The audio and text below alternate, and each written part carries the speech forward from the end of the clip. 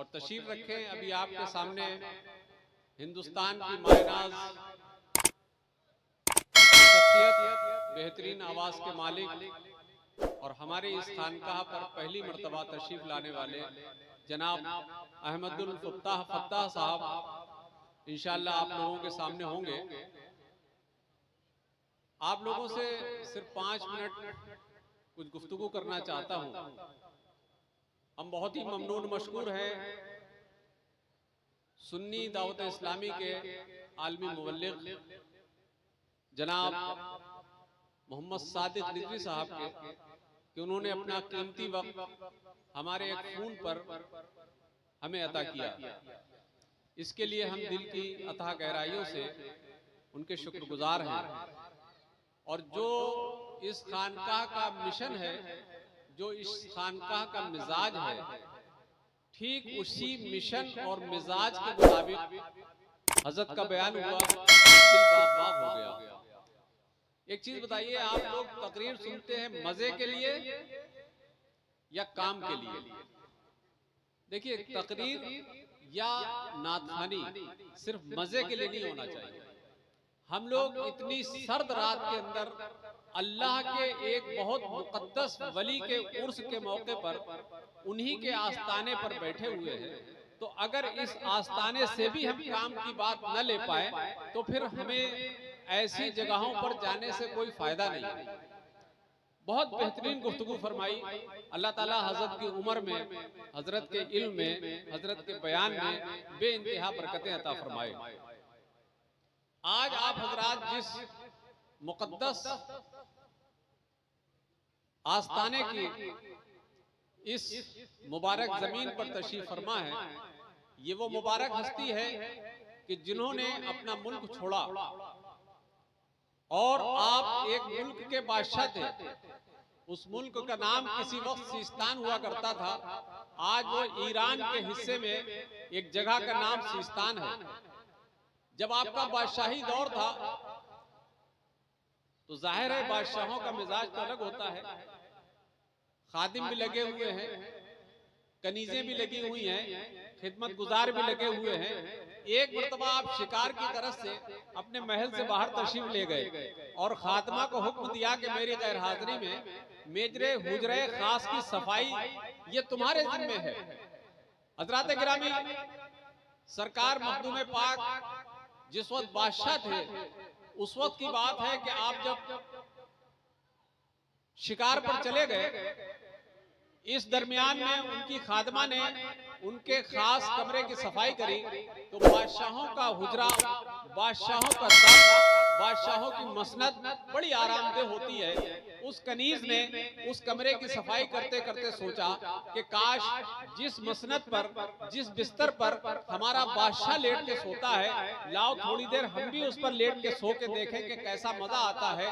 वो कुछ देर लेटी और लेटते ही उसकी आंख लग गई। प्यारे इस्लामी भाइयों, वो अभी सोई ही थी कि इतनी देर में बादशाह वक्त वापस आ जाते हैं। वापस आने पर जब अपने हुजरे खास में दाखिल होते हैं तो क्या देखते हैं कि उनकी खादमा उनके बिस्तरे मुबारक पर लेट के सो रही है। बादशाही जलाल नमूदार होने लगा, जाहिर होने लगा। अपने नौकरों से हुक्म दिया, अपने गुलामों को हुक्म दिया कि इस बेअदब नौकरानी को, इस बेअदब खादिमा को उठाओ। उन्होंने उठाया और कहा कि इसको दुर्रे मारे जाए, इसको कोड़ों की सजा दी जाए। प्यारे इस्लामी भाइयों, मुख्तसर करके मैं आपके सामने ये बात रख रहा हूँ। तो उसको जब कोड़ों की सजा दी जाने लगी, पहले तो जाहिर है जब किसी की मार होती है, जब किसी के जिस्म पे कोड़े लगते हैं तो वो चीखता भी है, पुकारता भी है, लेकिन कुछ देर के बाद वो खादमा चीख पुकार बंद करके हंसने लगती है। बादशाह ने कहा क्या बात है भाई, ये तो अभी चीख रही थी, रो रही थी, अचानक इसको क्या हो गया कि रोते रोते, चीखते चीखते इसने हंसना शुरू कर दिया। अब इसको मत मारो, रुक जाओ और इससे पूछो कि ये हंसी क्यों।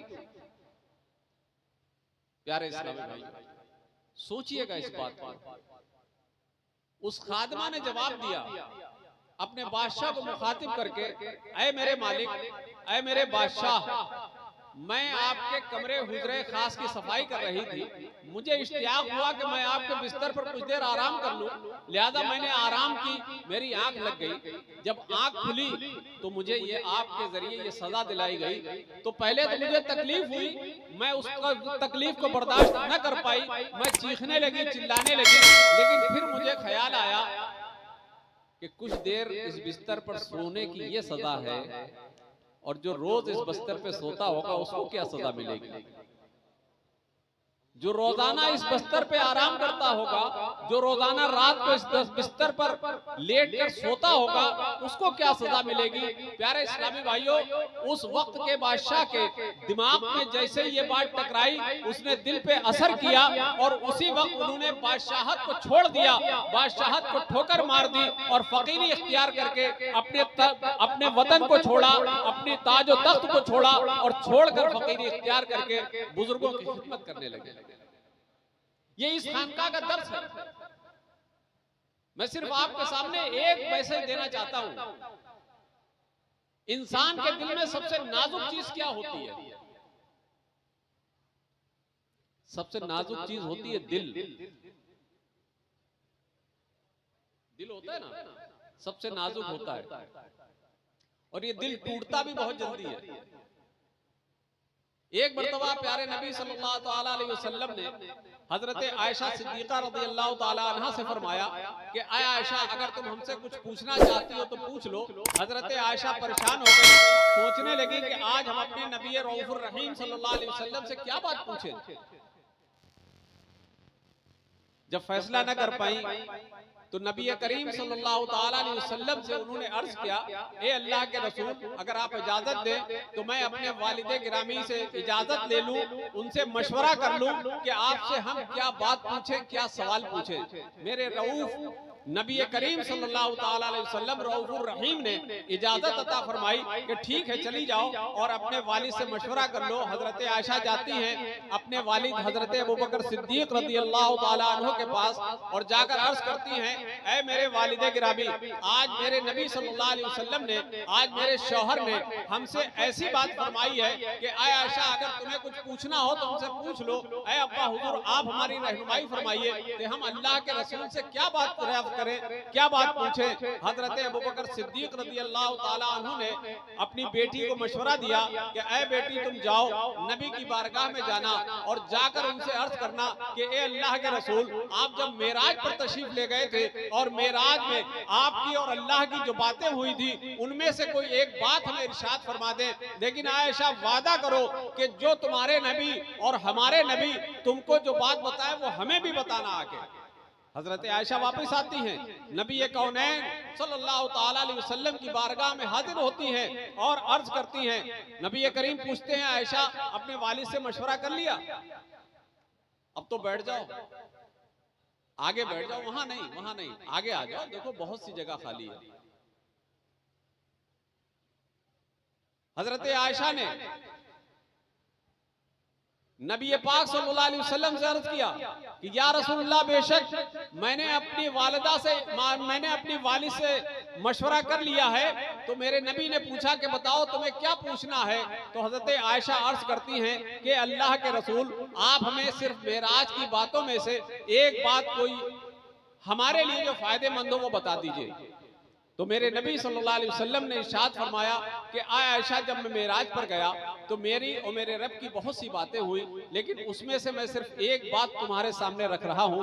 वो बात यह है कि अल्लाह ने इरशाद फरमाया कि तुम्हारी उम्मत में जो दो टूटे हुए दिलों को जोड़ देगा उसके लिए मेरी तरफ से जन्नत की बशारत है।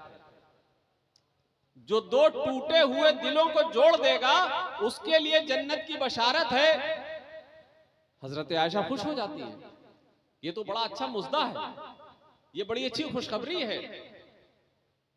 आपने अपने वालिद से वादा किया था कि मैं आपको भी बताऊंगी आके। अब असल मकसद यहां पर है मेरे भाइयों, हजरत आयशा अपने वालिद के पास जाती हैं, वालिद पूछते हैं कि नबी सल्लल्लाहु अलैहि वसल्लम ने क्या इरशाद फरमाया। हजरत आयशा खुशी खुशी बयान करती हैं कि अब्बा हुजूर, मेरे नबी सल्लल्लाहु अलैहि वसल्लम ने इरशाद फरमाया कि जो दो टूटे हुए दिलों को जोड़ दे, अल्लाह ताला ने उसके लिए जन्नत की बशारत अता फरमाई है। इस बात को सुनकर हजरत अबू बकर सिद्दीक रज़ी अल्लाह ताला अन्हु ज़ारो क़तार रोने लगे। इतना रोए प्यारे इस्लामी भाइयों कि उनकी दाढ़ी मुबारक आंसू से तर हो गई। हजरत आयशा परेशान हो गई कि ये तो बड़ी खुशी की बात थी, ये तो एक बेहतरीन एक इनाम था, लेकिन आए मेरे अब्बा हुजूर, आप इस बात को सुनकर इतना परेशान क्यों हो गए, इतना क्यों आप मुस्तरब हो गए, इतना क्यों बेकरार हो गए, मेरी समझ में नहीं आया।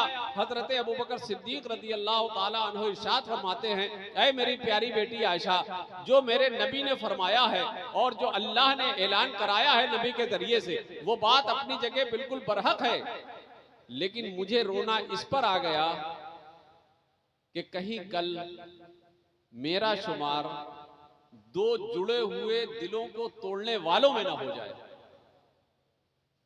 तो आज सोचिए, हम अपने घरों में कितने लोगों का दिल तोड़ते हैं, सुबह से शाम तक वालिदैन का दिल कितना तोड़ते हैं, पड़ोसियों का दिल कितना तोड़ते हैं, गरीबों का दिल कितना तोड़ते हैं, हाजतमंदों का दिल कितना तोड़ते हैं।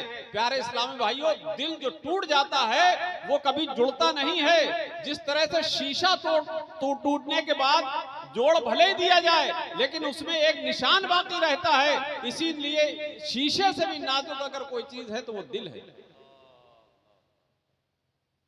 इस बात का खूब ख्याल रखिएगा कि आपके रवैये से, आपके तरीके से, आपकी बातचीत से, आपकी गुफ्तगू से किसी का दिल न टूटे। इंशाअल्लाह ये काबिल मुबारकबाद हैं आप सभी लोग जो सरकार मखदूम पाक रहमतुल्लाह अलैह के इस उर्स मुक़द्दस में आए हैं, और ये आप सबकी मिन जुमला मेहनतें और काविशें हैं कि आज मखदूम पाक के उर्स इतनी बुलंदियों पर पहुंच रहा है। अल्लाह का लाख लाख शुक्र और एहसान है कि जिस तरह सरकार मखदूम पाक रहमतुल्लाह अलैह के उर्स को बुलंदियां मिली हैं, अल्लाह ताला से दुआ है कि इनकी बारगाह में आने वाले लोगों को भी उनकी बातनी बुलंदियां अता हो जाएं और उनके कल्ब की सफाई हो जाए। उनके कल्ब पर जो गंदगी आ गई है, गुनाहों की वजह से जो कल्ब सियाह हो गया है, अपने इस अल्लाह, अपने इस महबूब वली के तुफैल, अपने इस महबूब वली के सदक़े में हमारे सियाह दिल को रोशन फरमा दे और हमारे इस दिल के अंदर अपने अनवार अता फरमा दे, हमारे कल्ब को जाकिर फरमा दे। प्यारे इस्लामी भाइयों, ये वो अल्लाह के वली हैं, अगर आप इनकी तुरबत पर वाकई दिल जमाई के साथ बैठ जाएंगे तो इंशाअल्लाह कुछ ही दिन गुजरेंगे कि दिल जाकिर हो जाएगा इंशाअल्लाह ताला। बहरहाल काबिल मुबारकबाद है। अब इंशाअल्लाह हमारे फरखाबाद से आए हुए बेहतरीन नात खां वो आप लोगों सामने आ रहे हैं। उसके बाद इंशाअल्लाह ये जलसा हमारे नाज़िम इजलास जनाब हाफिज शाहिद साहब अपनी निज़ामत से आगे बढ़ाते रहेंगे। वाखिरुद्दावाना अनिल हम्दुलिल्लाहि रब्बिल आलमीन। अस्सलाम वालेकुम। मौलाना